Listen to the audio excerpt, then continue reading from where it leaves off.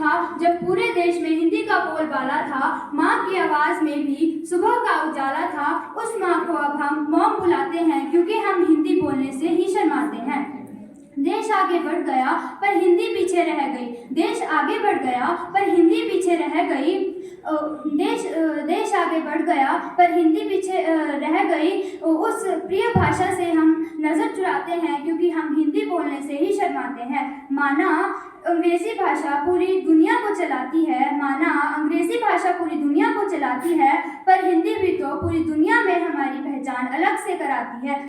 तभी तो हिंदी भाषा में गाया जाता राष्ट्रगान है। तभी तो हिंदी भाषा में गाया जाता राष्ट्रगान है। संस्कृत से संस्कृति हमारी, हिंदी से हिंदुस्तान है। संस्कृत से संस्कृति हमारी, हिंदी से हिंदुस्तान है। हिंदू मुस्लिम सिख ईसाई आपस में सब रहता है। हिंदू मुस्लिम सिख ईसाई आपस में सब रहता है। हिंदी जिसके कारण ही आपस में इनका नाता है हिंदी जिसके कारण ही आपस में इनका नाता है। मैं सबकी जानी पहचानी भारत की भाषा हिंदी हूँ। मेरी बोली में मीरा ने मनमोहक काव्य सुनाए हैं। मेरी बोली में मीरा ने मनमोहक काव्य सुनाए हैं। कवि सूरदास के गीतों में मैंने कब मानना पाया है। उससे चरितार्थ हुई विद्वानों संतों की वाणी, गुंजित हुई साकार हुई। भारत की जितनी भाषा सब मेरी सखी सहेली, भारत की जितनी भाषा सब मेरी सखी सहेली। हम आपस में क्यों टकराए, हम बहनें भोली भाली। सब भाषाओं के शब्दों को मैंने गले लगाया है।